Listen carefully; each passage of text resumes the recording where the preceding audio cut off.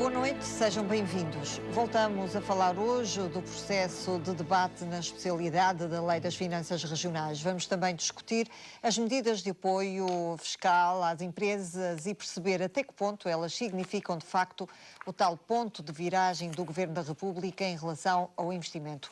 Vamos tentar perceber qual a opinião dos deputados da Madeira em relação à polémica que envolveu o Presidente da República e Miguel Sousa Tavares. Começamos, como sempre, pelo tema livre. Vamos, Dr. Rui Barreto, saber que escolha.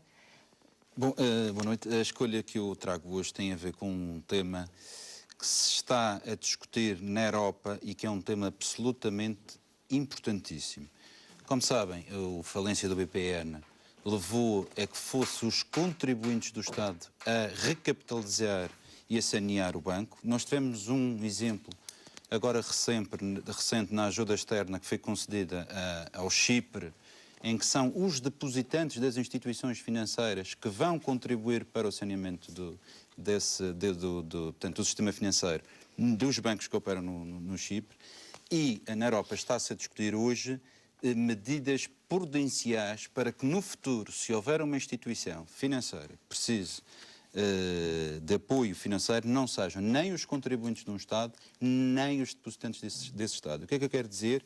O eurodeputado Nuno Melo enviou um pedido de esclarecimento à Comissão Europeia porque está a preparar um pacote legislativo para esta matéria, no sentido de saber, neste momento, de que forma, em concreto, é que estão garantidos os depósitos bancários até 100 mil euros, por número de contribuinte, por instituição, e como é que isso fica garantido nos contribuintes pessoas coletivas. Porque nós temos hoje situações na Europa, em toda a Europa, de fundações, de empresas, de cooperativas, de entidades de particular solidariedade social, que têm muito mais do que esse valor, com certeza, na instituição, e se acontecer um problema desta natureza, como é que podem, digamos, resolvê-lo? Porque isto pode levar a um problema em catadupa. Essas instituições não conseguem pagar os fornecedores, não conseguem pagar os seus trabalhadores, os trabalhadores não conseguem pagar as suas contribuições e, portanto, isto é um problema grave. E esta matéria que está hoje no seio da discussão na União Europeia merece toda a atenção para não acontecer aquilo que passou, no meu entender, mal. Um Estado ser os contribuintes a socorrer a uma instituição ou ser os depositantes. Deve os bancos criarem um mecanismo em si mesmos que contribuam para um fundo de garantia para acudir solidariamente no futuro a situações desta natureza. Em relação ao CDS, as propostas de alteração estão devidamente assentes com a liderança do CDS? Mantêm-se as mesmas áreas prioritárias que o Dr. Rui Barreto aqui tem trazido?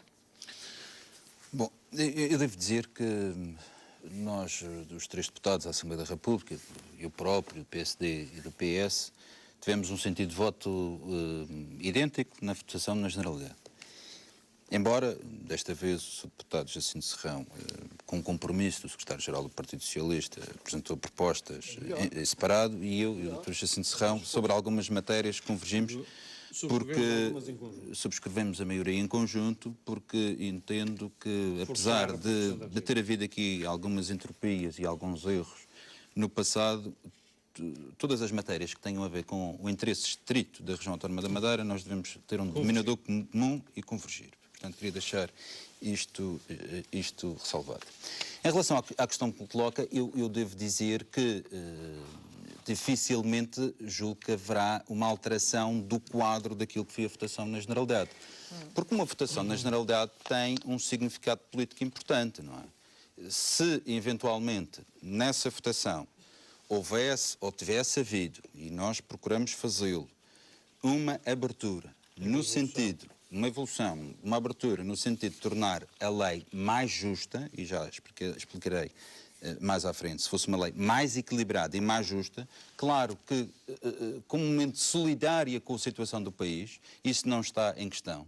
Se o país está numa situação difícil, é natural que se peçam às regiões autónomas que também sejam solidárias no seu todo para esse esforço. Agora, não pode haver aqui distorções e violações, preceitos constitucionais que não sejam garantidos. E isto é que me parece grave, embora eu acho que este governo vincou teve um feito quando este atual Primeiro-Ministro, que na altura ainda não era Presidente do PSD, mas lembro quando houve a revisão da Lei de Finanças Regionais de 2007, insurgiu-se contra a posição, na altura, da doutora Manuela Ferreira Leite, em relação à revisão da Lei de 2007, que vinha fazer correções. E, portanto, na altura, o doutor Passos Coelho dizia que não se poderiam fazer todas as vontades ao doutor Jardim. E, portanto, isto já levantou aqui um mau presságio, e tudo o que veio daí para cá, com as relações entre institucionais, que se foram deteriorando, e devo dizer sinceramente, isto prejudica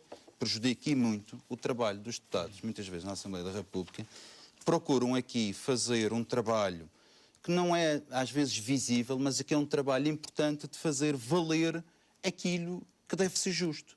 Mas quando há aqui algumas entropias, quando estamos num ataque constante, truculento, crispado, institucionalmente negativo, claro que isso prejudica. E, portanto, devemos também pensar que no futuro temos que criar um novo quadro de relacionamento institucional entre a Madeira e a República, fazendo valer nos nossos partidos aquilo que são questões essenciais das autonomias, um modelo de autonómico que seja justo e que depois, em cada momento, seja o governo do Partido Socialista, seja do PSD ou esteja o CDS, nós consigamos ter alguma estabilidade. Porque temos que verificar, desde 2007 para cá, é uma total instabilidade. Temos a lei de 2007, depois uma primeira revisão, depois uma segunda revisão que foi a ver com a lei de meios, que veio suspender algumas normas, depois temos partidos a dizer uma coisa e fazer o seu contrário, passado algum tempo, temos agora o secretário-geral do Partido Socialista, que se vem prometer com uma coisa, que depois, bom, o tempo o dirá. Há aqui algumas matérias que eu acho que são injustas. Devo dizer que não entendo. Porque é que a Madeira... critérios. Sim, matéria de critérios, sim. claramente. Não está em causa o princípio de solidariedade na redução que houve, tem a ver nas regiões. Agora, eu não percebo, por exemplo, porque é que a região autónoma da Madeira, em relação ao IVA, que tem uma atividade económica superior aos Açores, a Madeira tem uma riqueza que são cerca de 5 mil milhões de euros, e os Açores são 3,2 mil milhões de euros. É naturalmente, tem uma atividade económica superior, tem mais receitas do IVA, e que se queiram aqui, por via do Fundo de Compensação, criar mecanismos para dar mais dinheiro aos Açores, que não se entende, não são explicados. Claro. A Madeira tinha acesso ao Fundo de Coesão, recebia menos que os Açores. Ok, o Fundo de Coesão, os Açores são novilhas, têm especificidades próprias. Agora, retira-se o acesso da região autónoma da Madeira ao Fundo de Coesão. Faz-se uma fórmula para taxar em 12,5%, que só iria atribuir verbas aos Açores. E agora, porque se considera que os Açores recebem menos dinheiro que a Madeira do IVA, que é legitimamente dos madeirenses, se vem a atribuir mais de 60 milhões para os Açores. Os Açores vão receber 85 milhões e a Madeira zero.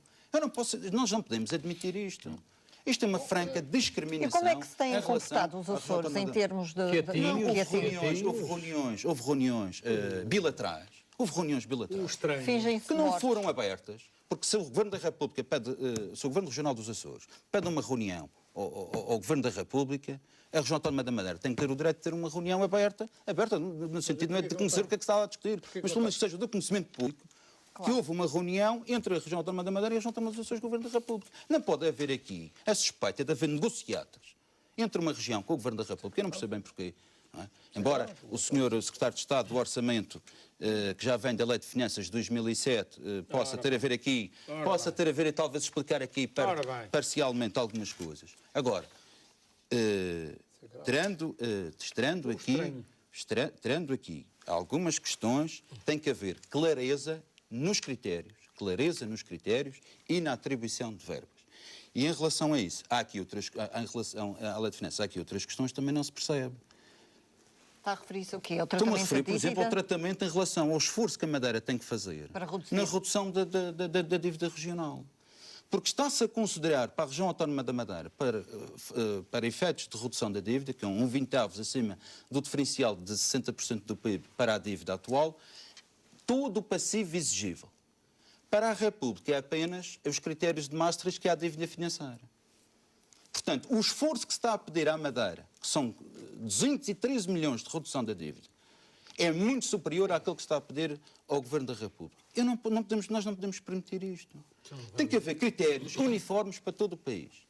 Se a Madeira prevariqueou, os madeirenses fizeram um juízo sobre isso e talvez no futuro voltem a fazer um juízo sobre se acharam que devíamos ter gasto menos ou que devíamos ter feito aquela obra ou não devíamos ter feito aquilo ou o facto de estarmos a hipotecar as futuras gerações. O Governo da República não pode penalizar uma região autónoma utilizando critérios diferentes para aqueles a praticar a si próprio. E, portanto, sobre estas matérias, o que eu quero dizer é que estas matérias têm que ser claras para a região autónoma da Madeira, para a região autónoma dos Açores. Porque nós, por exemplo, percebemos aqui que há diferenças, por exemplo, em relação, neste momento, ao IRS, ao RCI ou ao IVA que é praticado quer numa região, quer na outra. Claro. Porque a região autónoma da Madeira, se num plano de ajustamento económico financeiro, que ajustou as taxas àquelas que são praticadas no continente português. Os Açores, num plano de resgate, mantém esse diferencial de 20%. Agora, nós não podemos beneficiar os Açores depois na redistribuição do IVA, por circunstâncias que não são naturais.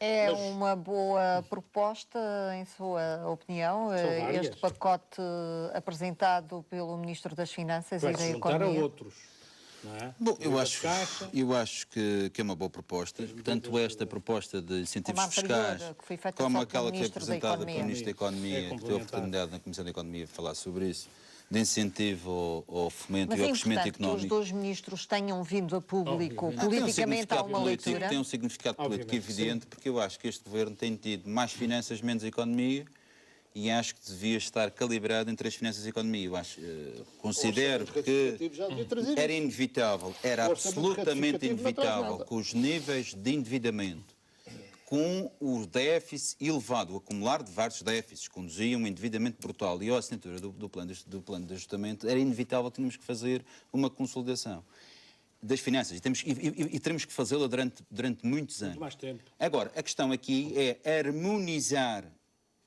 rigor orçamental e tentar sanear as finanças públicas, que é um trabalho que vai demorar muitos anos, com aplicação de políticas que levem ao crescimento económico. Agora, nós temos aqui um conjunto de déficits estruturais negativos, uma balança de pagamentos, como a balança de capital, a balança de transações de bens e serviços, o saldo primário negativo, quer dizer, com uma dívida desta natureza não é possível sanear sem fazer o que estamos a fazer. Bom, seria possível se houvesse um crescimento económico na ordem dos 5, 7%. Mas pergunto na Europa onde é que existe esse exemplo. A zona euro vai entrar em recessão este ano. E até os exemplos que o Partido Socialista vai buscar muito, como sejam a França, do Sr. François Hollande, ou mesmo, olha, aproveitando o exemplo do Sr. Dijsselbloem, que é o Presidente do Eurogrupo e que é Ministro das Finanças da Holanda, que está hoje em Portugal, que pensa exatamente assim, desta forma. Claro. O problema aqui, neste momento, é que nós estamos integrados numa comunidade europeia e estamos numa moeda única e, portanto, a resolução destes problemas vão passar por muito daquilo que for a governança económica e monetária na Europa. E para isso o Partido Socialista deve estar pela Alemanha e pela França, que são as duas maiores potências. E o Partido Socialista está necessariamente convocado para isto.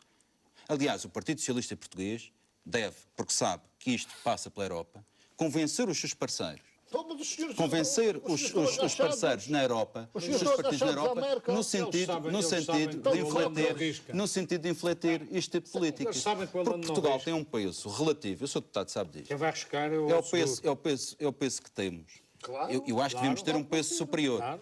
Porque nós substituímos uma soberania da nossa moeda. No mínimo sermos uns excelentes alunos desse resgate, mas temos sido um país exemplar. Quem manda na política monetária acabam por ser os dois mais fortes. Bom, enfim, há quem diga que é a lei da gravidade. Aquilo que tem mais peso cai mais rapidamente. Mas eu gostaria de dizer o seguinte. Isto vai passar por duas questões. Primeiro, não há problema nenhum. voltar a equilibrar as finanças públicas. Nítido. E vai-nos custar muito. E mente quem disser ao contrário. Isto vai-nos custar muito. Eu percebo que vai haver apetite muito rápido para o poder em Portugal. Mas quem disser ao contrário estará a mentir. Segundo, é preciso criar as condições para que a economia portuguesa volte a crescer. E para isso é preciso voltar a ter finanças públicas sãs, atender a coisas que em os senhores Portugal destruíram. não somos competitivos, não somos competitivos na política fiscal, não temos estabilidade fiscal, não somos céleres na justiça e temos que fazer reformas nesse sentido. Temos custos de contexto elevados no sentido na eletricidade, nos transportes que este Ministro da Economia tem feito um esforço no sentido de reduzir as taxas do uso portuário e o custo dos portos em Portugal, coisa que também devia haver aqui na Madeira. E, portanto, tem que ser criadas um conjunto de condições para além de uma nova orientação ideológica na Europa. E isso é que eu temo que se não avançar, e o Partido Socialista, que tem enormes responsabilidades, deve se empenhar nisso, poderá criar aqui enormes problemas. Em relação, só para finalizar, àquilo que está aqui, é um conjunto de medidas importantes. O que eu acho que algumas delas no IRC que foram apresentadas, que só têm efeitos práticos este ano, eu acho que não vão surtir o efeito. Estar a convidar, entre aspas, os investidores para seduzi-los com uma taxa de IRC, se fizerem investimento para vir a reduzir para o IRC a 7,5% e depois não haver estabilidade no futuro, eu penso que isto vai criar problemas. Esperarei apenas pelas conclusões do grupo de trabalho do IRC. Para concluir, para irmos ao último tema, ficamos hoje por aqui. O programa Parlamento volta de hoje a 15 dias. Até lá, fique bem.